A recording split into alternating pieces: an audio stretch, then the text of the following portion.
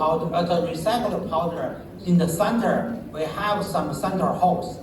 And the liquid electrolyte, they can diffuse into the center, and that means the solid diffusion length is shorter, and we know the solid diffusion is always slower than the liquid diffusion, and that enable the better rate performance. And also after the cycle life, and for recycled materials, we cycle over 11,000 cycles. For control powder, we cycle like over 7,000 cycles. We open the cells, we do the some end life cycle, end life cell characterization. We found the cells, the electrode is still well aligned, and they still have enough electrolyte, and also the crystal structure for both recycled cathode powder and the control powder is still good.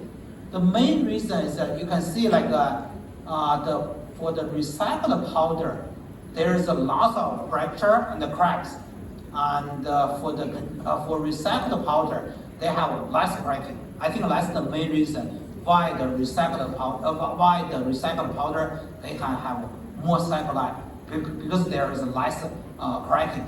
And also for the TM analysis, we also found for the control powder, there is a disordered spinel, and for the recycled powder, it's only on the surface. There's some rock salt structure, and in the center, in the inner side, there's a layer structure. And from the yields analysis, same thing we can find for the control powder, there's some spinel structure in the center. So of course, for recycling, we need to care the efficiency. So this is our old experiments. Again, even in the university, we do in the later stage, we do much larger experiments. Each experiment we recycle 30 kg spent batteries. We check different impurity, and now actually we can get much higher efficiency. So as the battery industry, they are moving from low nickel chemistry to high nickel chemistry. So that means we have to synthesize, we have to recover the high nickel cathode materials. This is a high nickel materials that we are working on for the NMC 622 materials. And we can also confirm our recycled NMC 622, they actually also have a better cycle performance. And right now we are also working on the MC A11 materials. So we can also confirm those MC A11 materials, they also have similar performance compared to the control materials. But again, those high nickel materials, normally you have to add a coating or doping materials. So again, I think there's still lots of recycling research needed. And in addition to those cathode materials, right now in my lab, we also are trying to recycle graphite materials. And the graphite actually is another important material for battery industry. At least in the US, we don't produce graphite, battery grade graphite. I think recycling is one possible source for the battery grade graphite. So right now my lab it's working on recovered graphite. And the other materials which we are working on is a single crystal NMC materials.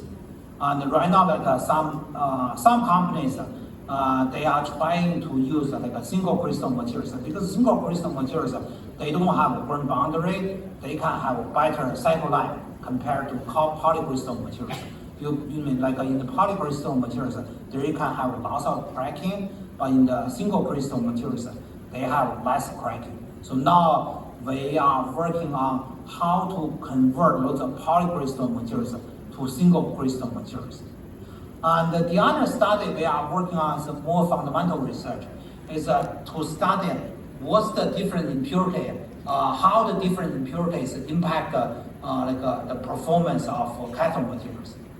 So right now in the industry, in battery industry, like what they are doing is like after they receive those cathode materials, normally they dissolve everything into the acid, then they do ICP, inductive coupled plasma analysis. As long as they see like a certain elements, for example, copper is more than 50 ppm, they say, oh, those cathode materials is not good. But actually, those study is not enough. The reason is like a copper, you can add copper as a copper metal, or copper oxide, or copper in the crystal structure. And the performance, the impact, although it's the same copper and the same concentration, depends on the different format of copper, actually the performance actually is different. So what we are working on is like we try to understand how not only the different elements, how the different format of those different elements impact the performance of those cathode materials. Hopefully, like those research can help industry to better understand the impurity impacts. The other research is like we try to recover the lithium. And typically in the battery recycling business, like either lithium is now recovered or they are recovered in the last step of recycling. So if they try to recycle in the last step, for example, for the hydrometallurgical recycling process, the recycling percent efficiency normally is only roughly 70%, because typically people add like a sodium sulfate. They try to use the different solubility between sodium carbonate and the lithium carbonate to recover the lithium. And because some lithium carbonate still dissolved in the solution, that means like you cannot get higher efficiency. Right now, we are trying to develop the lithium recover in the beginning step, like in the beginning of recycling. We try to recycle those lithium. And as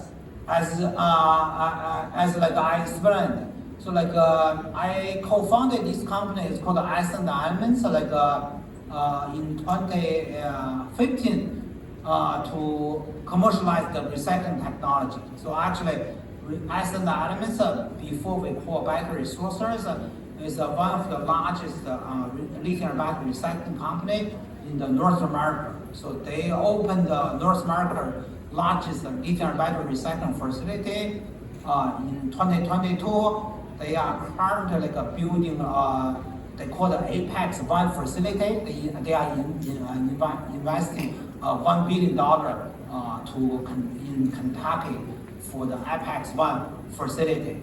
And again, as I said, like the recycling, the lithium battery recycling business is just like the beginning. And now like we need the private investment.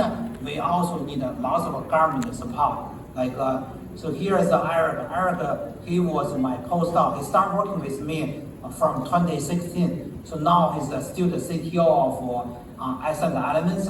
So Mike Farley, we report him. He's the CEO of Ascend Elements. I report him from A123. And Andy, he's like the CFO of Ascend Elements. He has lots of experience on the financial. He actually bring a few companies to public in the US.